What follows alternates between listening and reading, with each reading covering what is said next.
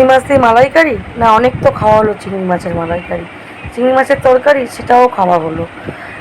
আজকের আমি নতুন কিছু তৈরি করব। আজকের আমি নারকেল দিয়ে সর্ষে দিয়ে চিংড়ি মাছ ভাপা তৈরি করব। দেখুন কিভাবে করি। দেখুন আমি চিংড়ি মাছগুলো কিনে নিয়ে এসেছি, ভালোভাবে ধুয়ে রেখে দিয়েছি, এবার ছাড়িয়ে নেবো। তারপরে একটা মিক্সচারের মধ্যে আমি নারকেল আর কাঁচা লঙ্কা পেস্ট করে নেবো। দেখুন আমার পেস্ট হয়ে গেছে।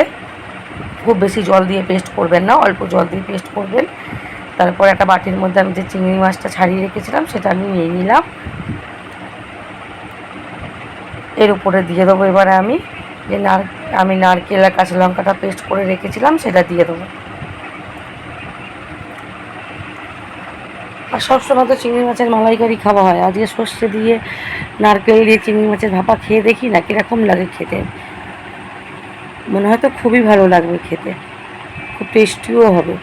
এবারে এর উপর থেকে দিয়ে দেবো আমি সর্ষের গুঁড়ো পাতা কিনে নিয়ে এসেছিলাম দুখানা, সেটা দিয়ে দিলাম। এর উপরে দিয়ে দিয়েছি একটু হলুদ গুঁড়ো, তারপরে দিলাম স্বাদ মতো নুন, তার উপর থেকে দিয়ে দেবো একটু চিনি। চিনিটা দিলে কি তাহলে খেতে ভালোও লাগে। আর তার উপর থেকে দিয়ে দেবো একটু গুঁড়ো লঙ্কা।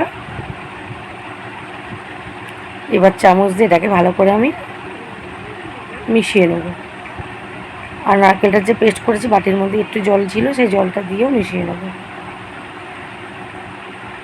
খুব বেশি জল দেওয়ার দরকার নেই, অল্প ওটাকে দিয়ে আমার মেশানো হয়ে যাবে, যাতে খুব পাতলা যাতে না হয়।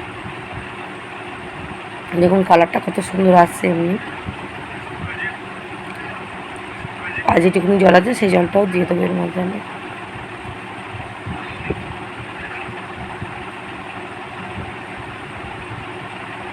দিয়ে ভালো করে নাড়াচাড়া করে মিশিয়ে নেব।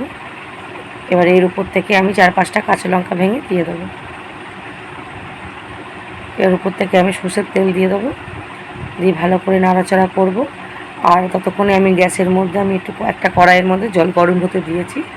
এবার আমার জল গরম হয়ে গেছে, আমি ওই কড়াইয়ের মধ্যে একটা স্ট্যান্ড পেতে আর ওই চিংড়ি মাছ ঢাকা দিয়ে বসিয়ে দিয়েছি। তার মধ্যেও ঢাকা দিলাম। 5 মিনিট পর আমি খুলে দেখছি যে আমার চিংড়ি মাছটা এরকম হয়েছে। আর সবথেকে বড় কথা, আমি এলাচ দারচিনি লবঙ্গটা দিতে ভুলে গেছিলাম, তার উপর থেকে আমি দিয়ে নাড়াচাড়া করে আবার আমি ঢাকা দিয়ে দেবো 10 মিনিটের জন্য। আবার 10 মিনিট পর আমি আবার আসবো। দেখুন আমার তৈরি হয়ে গেছে চিংড়ি মাছের ভাপা।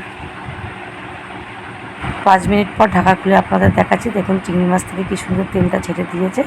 এবার এই পথটি গরম গরম ভাত দিয়ে পরিবেশন করুন।